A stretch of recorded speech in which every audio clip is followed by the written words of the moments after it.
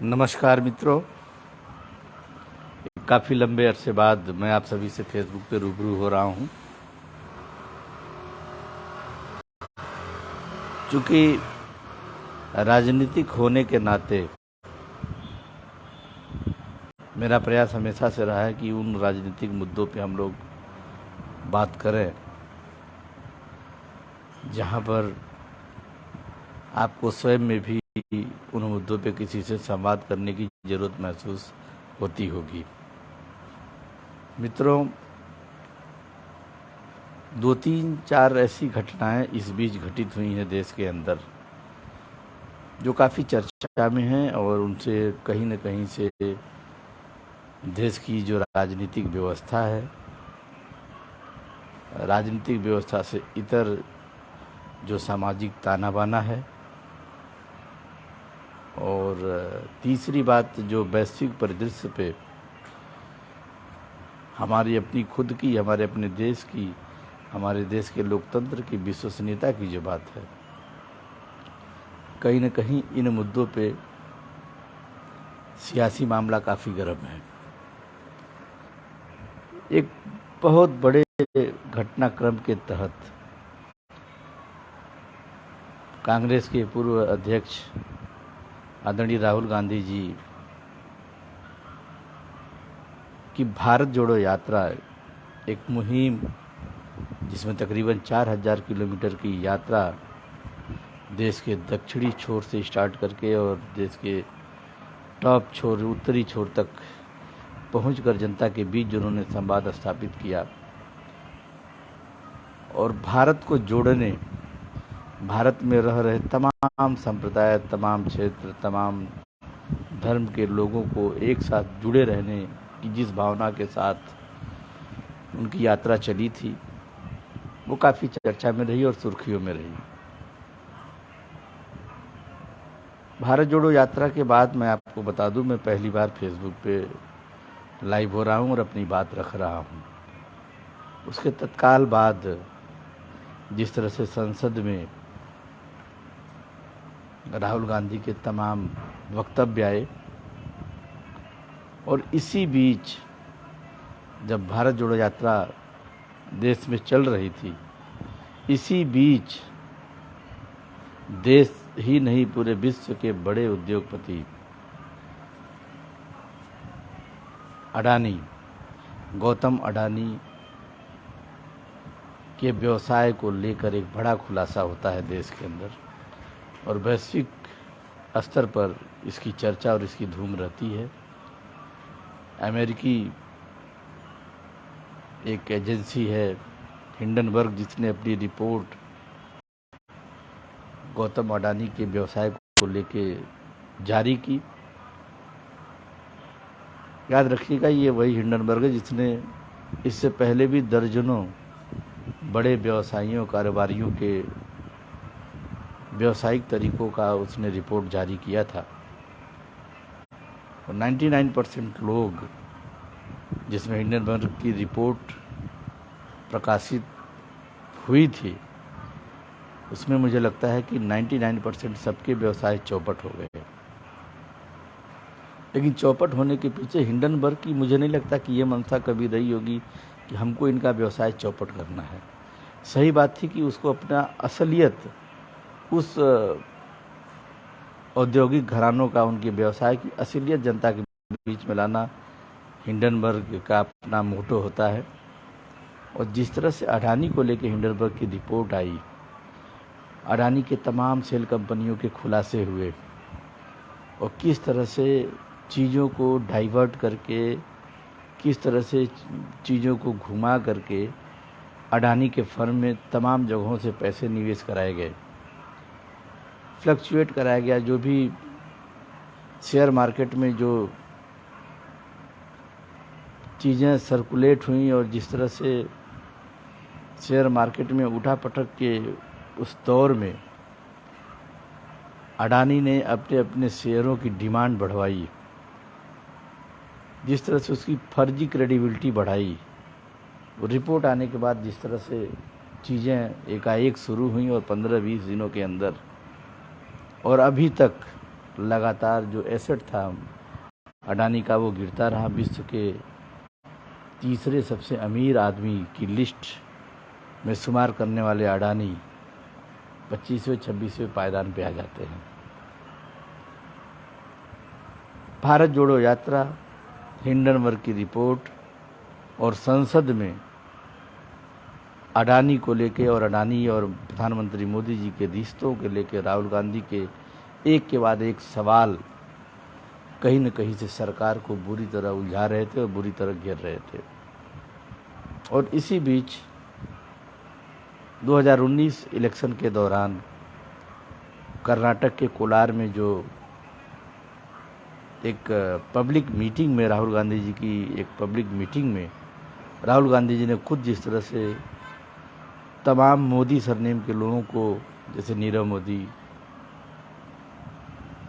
ललित मोदी, उसमें उन्होंने प्रधानमंत्री मोदी का भी नाम लिया और अन्य तमाम ऐसे मोदी सरनेम के लोगों पर सवाल उठाया, उन चीज़ों को लेके जिस तरह के मुकदमे गुजरात के अंदर दायर किए गए, ये पूरा खेल और पूरा घटनाक्रम कहीं न कहीं से हिंडनबर्ग और अडानी, अडानी से मोदी जी और मोदी जी से संसद और फिर संसद से 2019 के राहुल गांधी जी के भाषण को जोड़ते हुए जिस तरह से घटनाक्रम तेजी से बढ़ी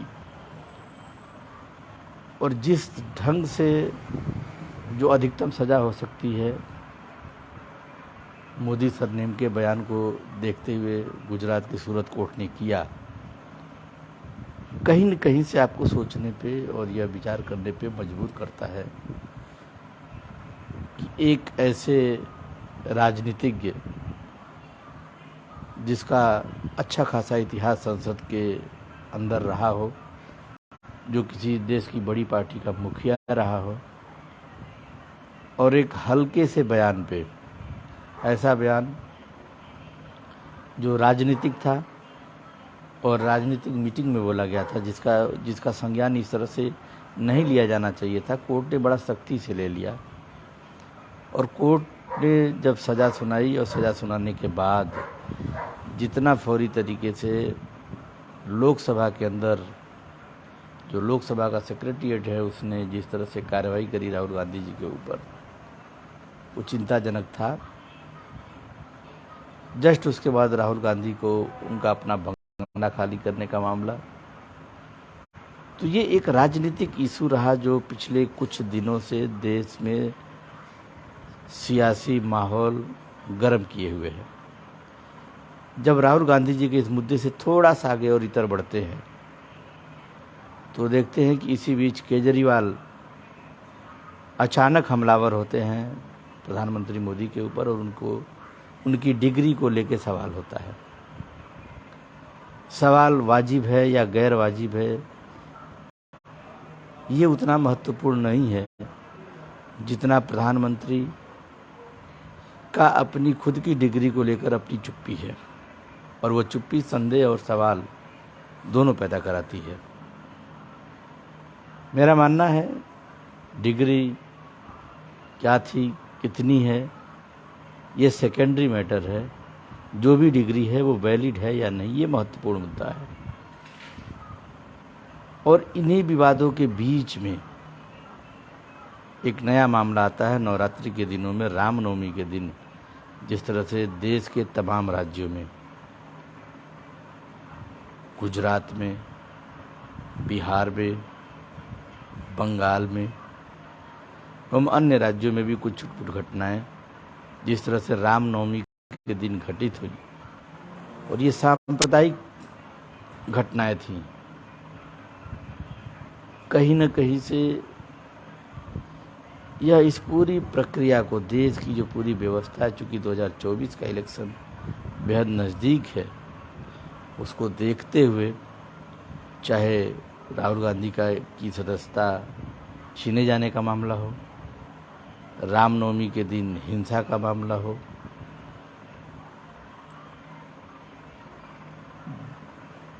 लोकसभा के अंदर हिंडनबर्ग की रिपोर्ट अडानी के मुद्दों को लेकर, अडानी जी और मोदी जी के रिश्तों को लेकर जिस तरह से उस पर सवाल हो रहे हैं और जेपीसी की मांग की जा रही है,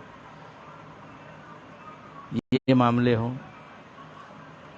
कहीं न कहीं से चौतरफा सियासी रंग परवान चढ़ रहा है। और ऐसे बीच में जिम्मेदारी हमारी बनती है कि जब 2024 के लोकसभा इलेक्शन के चंद महीने, मुझे लगता है कि 11 महीने के आसपास और रह गए हैं, आज जनता को जागरूक होने की ज़रूरत है। और कालांतर में आप जाइए, पीछे जाइए और देखिए कि आम जो जन अधिकार हैं, जो हमारे संवैधानिक हक और हुकूक है, उन पे किस तरह से ताला जड़ा गया। मुझे लगता है लगातार किसी एक दल की सरकारें जब बार बार बनती हैं तो कहीं न कहीं से निरंकुशता घर कर जाती है। ये बात मैं अपने दल को जोड़ते हुए भी कह सकता हूँ। लंबे समय तक हमारे दल की भी सरकार रही, लेकिन जो दौर बीत गया उन दौर में कुछ नहीं हो सकता। लेकिन आज हम ये बात कह सकते हैं कि हमें कोई निरंकुश तानाशाही सत्ता नसीब न हो, जो जनता के हक हुकूक की बात सुने, उसके अधिकारों की रक्षा करे। ऐसी सरकार लाने के लिए बेहतर होगा कि 1 से 2 कार्यकाल देने के बाद हम बदलाव की तरफ जरूर बढ़ें। आज आप देखिए जिस तरह से विपक्षी दलों के तमाम नेताओं को जेल भेजा जा रहा है। हास्यास्पद हो जाता है जब ईडी और सीबीआई के कार्यवाहियों में 95% केवल विपक्ष के नेता होते हैं। आप ये समझ सकते हैं कि किस तरह का जो तानाशाही रवैया है वो बढ़ा है।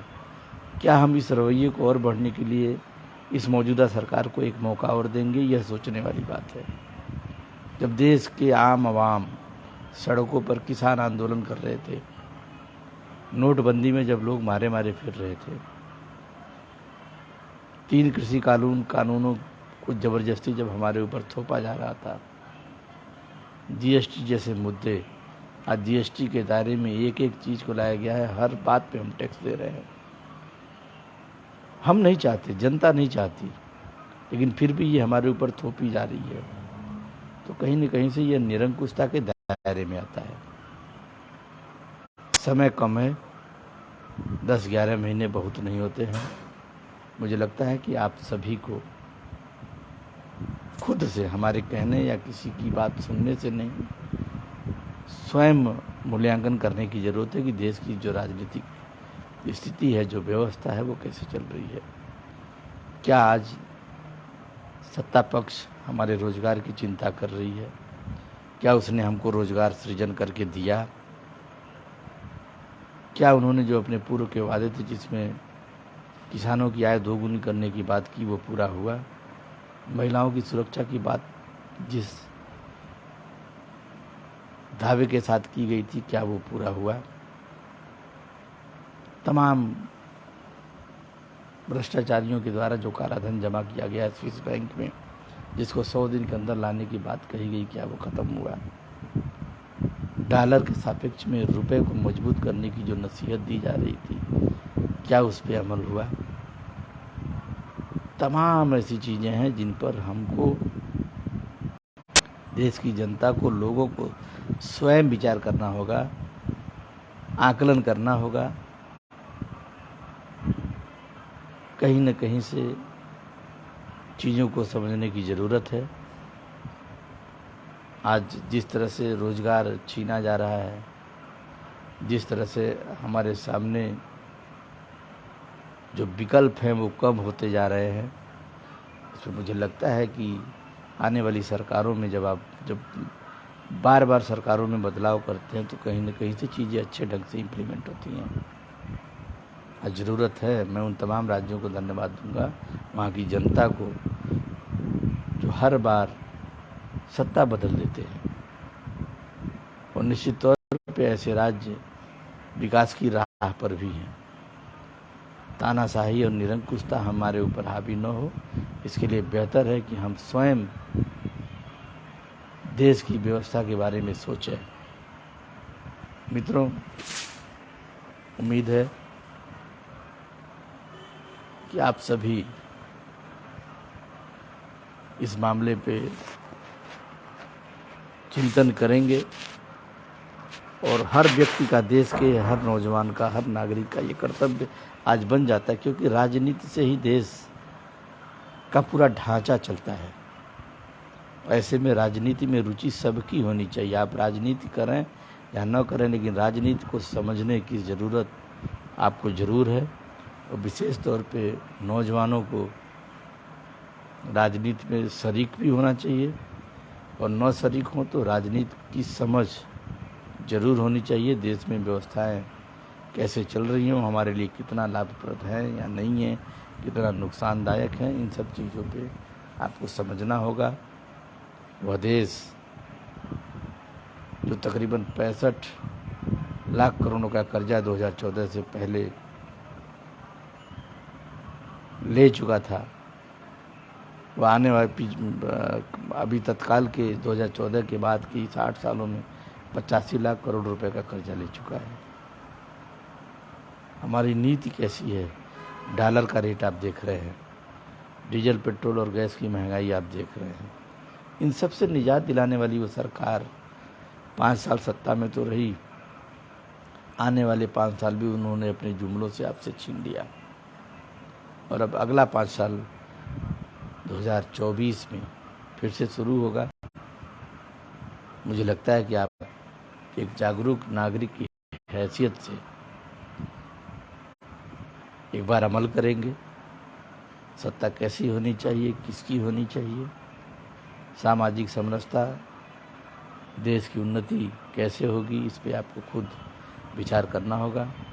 आशा है कि आप सभी इस बार एक अच्छी और एक बेहतर सरकार दे पाने में अपनी सोच को उन्नत करेंगे। बहुत बहुत धन्यवाद। जय हिंद।